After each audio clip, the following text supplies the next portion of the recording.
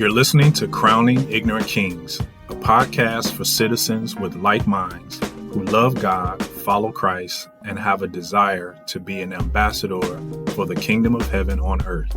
We are John and Charlene Donelson. We're teachers building a kingdom community. Thank you again for joining us. Now let's adjust our crowns.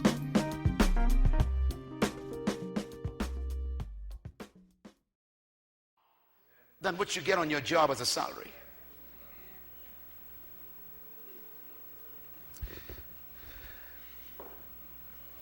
When I discovered this truth, that I was born not to rule people, but to rule an area of gifting, everything changed in my life. Now here's how it works. When you refine your gift, develop your gift, maximize your gift, then people come to you to receive your gift. And then they start paying you to give it to them. Your wealth is not in your job. It's in your gift. A man's gift makes room for him in the whole world.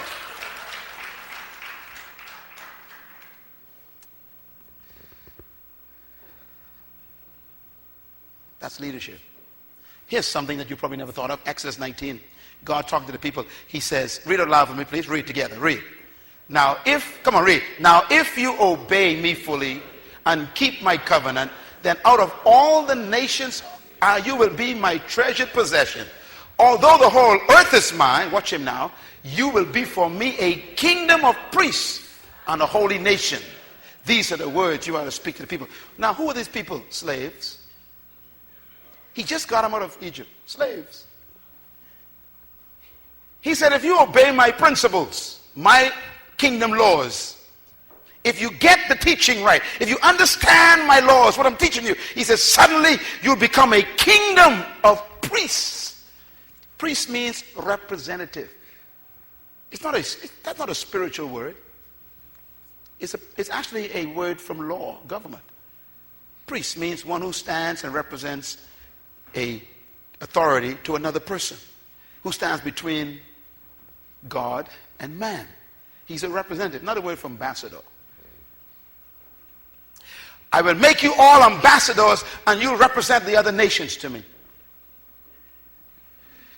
Now, notice what he says here. The whole nation will be what? A kingdom of priests. How can everybody be a priest? 10-year-old, 15-year-old, 20-year-old, everybody. He says everybody will be a priest. Because everybody was born to be a rep.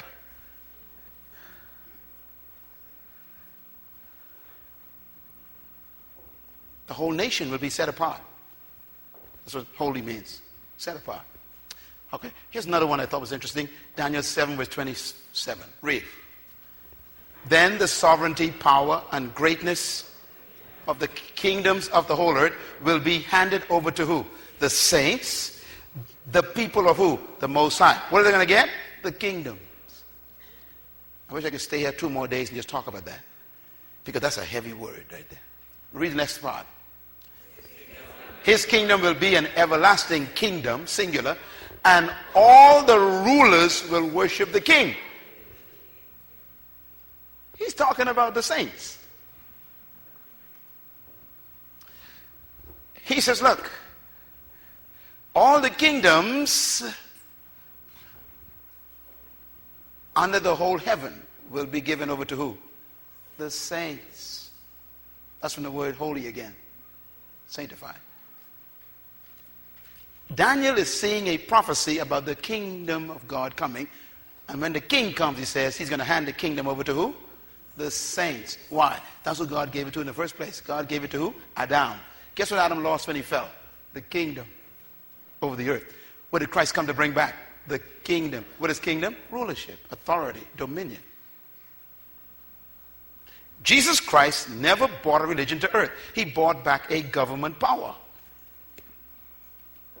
And Christ, Daniel is saying, prophesying, he said when he comes, he will hand it back over to the saints. The government of God shall be given back to you. That means the rulers in Trinidad are actually the saints, not the government you voted in. That's why God wanted you to go into politics and into law and into business and into sports. Why? He wants his kingdom to permeate all the structures.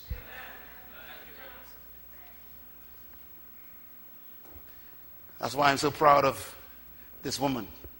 The kingdom is in the media. It gives you a choice.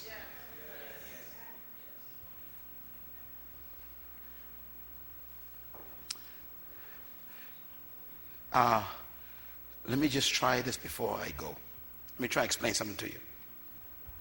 Okay. Two things. Did Jesus ever attempt to go to Rome to take over Caesar? No. Very interesting. The Jews, who were religious leaders, they were expecting a Messiah who would come and do that, to deliver them from Roman colonization, colonialism. Christ came and never talked about Rome. It wasn't even interested in Caesar, because they missed the point. Help me with this, Lord. Okay, listen carefully, please. God never gave Adam rulership over governments. He gave Adam rulership over 5 kingdoms.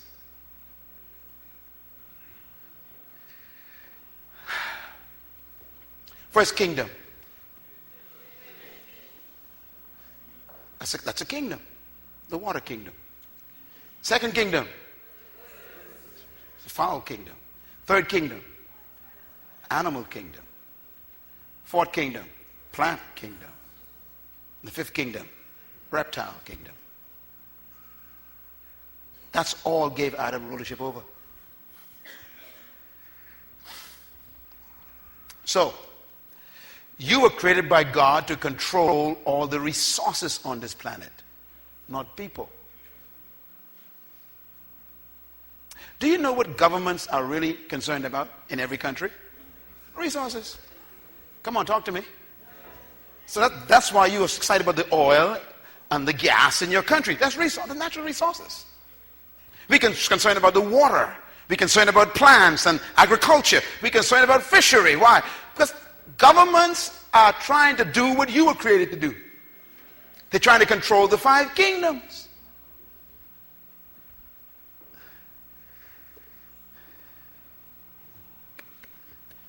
Are you all listening? Follow me. So here comes Adam back to earth.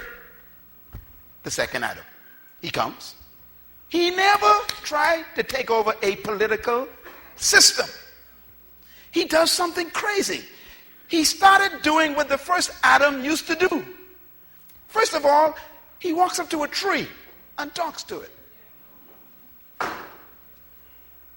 Die. The tree says, thank you very much. The tree finally heard Adam again.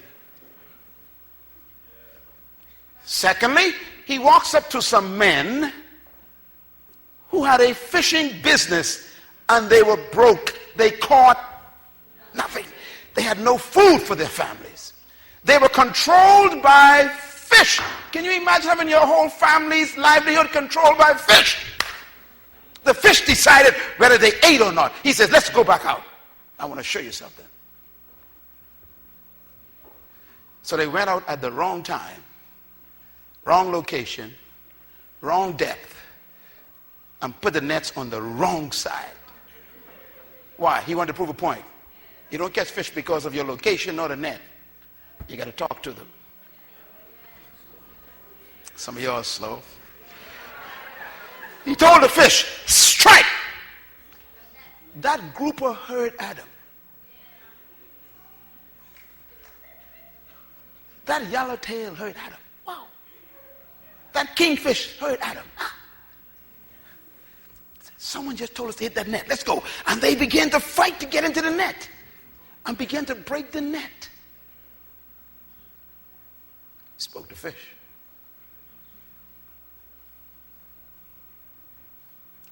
One day he was walking and the water got in the way. He kept on walking.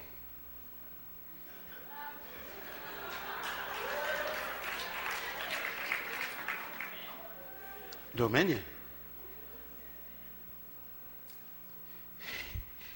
He saw viruses that were misbehaving. Just viruses. He made them behave. It's called healing. He began to control the kingdoms again. He controlled the kingdoms of the earth, the kingdoms of nature. The only way to bring healing to anybody is to control nature. A tumor is an unnatural reproduction of cells. Nature is going crazy. So to get rid of a tumor, you need to take over nature. The cells are misbehaving. Is everybody still with me? Okay. So he was showing the disciples, his students, that your leadership is in your capacity to use your gift to control nature. You see these shoes I have on and the ones you got on? Guess what they are? The cow. So someone controlled the cow and they make millions. You see that suit you got on? This what I got on? This is from a sheep. Someone took the sheep and controlled it. And now they're millionaires.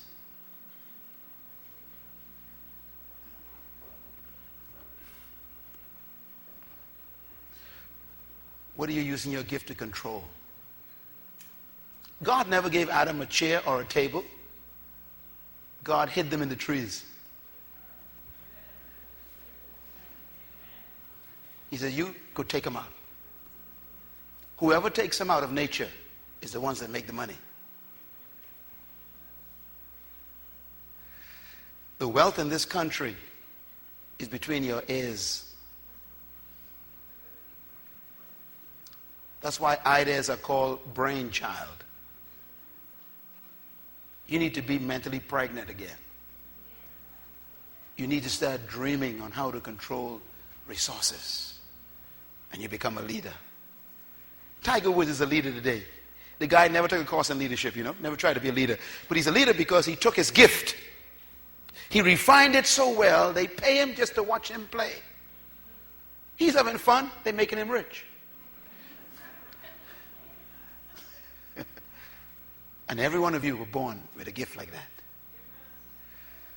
Do you know, when you read the next verse in Genesis, and I want to wrap up on this because it's very important. The next verse says this. It says, be fruitful. Be what? Fruitful. Be what? Fruitful. Be what? Fruitful. Be what? Fruitful. Now this doesn't make sense to me. It doesn't make sense to me. The command doesn't make sense to me. Say it again. Be fruitful. In order for you to have fruit, there must first be seed. Okay, what does God command you to do? Be fruitful. Okay. Fruit is a result of seed. You need seed first, then you plant it, becomes a tree, then you have fruit. God ignored all the process. He said, you be fruitful. If he commands you to do something, the ability to do it exists, which means that he is. Thank you for listening to Crowning Ignorant Kings, where we are cultivating a kingdom community. Please sign up for our podcast, download, like, and share. Look for us on your social media platforms. If you'd like to reach out to us, please send us an email at crowninignorantkings@gmail.com.